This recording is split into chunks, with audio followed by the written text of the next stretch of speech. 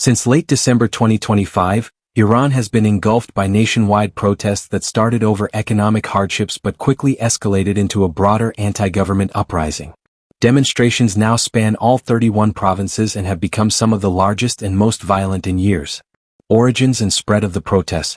The unrest began on December 28, 2025, after Iran's rial plunged in value and the cost of living soared, igniting anger among shopkeepers, workers, students, and ordinary citizens.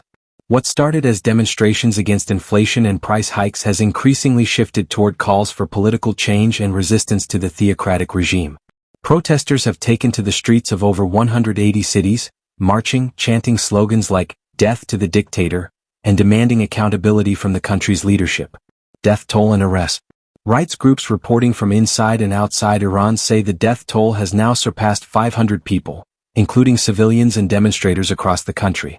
More than 10,600 arrests have been documented amid harsh crackdowns by security forces. One of the few named victims is 23-year-old student Rubina Aminian, reported to have been shot in the head during a Tehran protest. Her family's account of her death highlights the brutality faced by many civilians. Government crackdown and internet blackout. In response to mounting unrest, the Iranian government imposed a near-total internet and phone blackout on January 8, 2026. Cutting communications within the country and severely limiting independent reporting.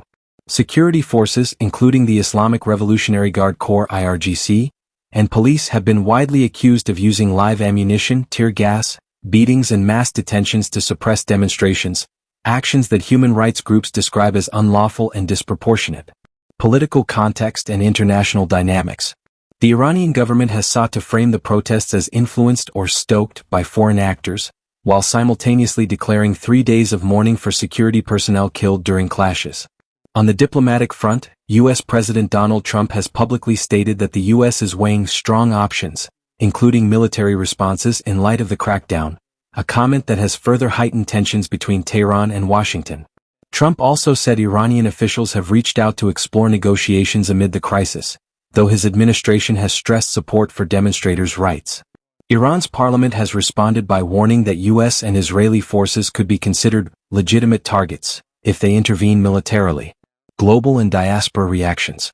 The unrest has drawn attention beyond Iran's borders. Solidarity protests have been held globally, including in Los Angeles, where demonstrations supporting Iranian protesters were disrupted when a U-Haul truck drove into a crowd, injuring several people and resulting in the driver's detention. International authorities and rights bodies continue to underscore the severity of the situation, calling for restraint, respect for free speech, and accountability for human rights violations, even as communications remain restricted and independent verification inside Iran is limited. Looking ahead. As protests enter their third week, Iran faces one of its gravest internal challenges in years. The combination of deep economic grievances, widespread popular anger, and a heavy-handed government response has created a volatile environment where outcomes remain uncertain. Whether the protests translate into sustained political change or are ultimately suppressed through force will be watched closely by observers around the world.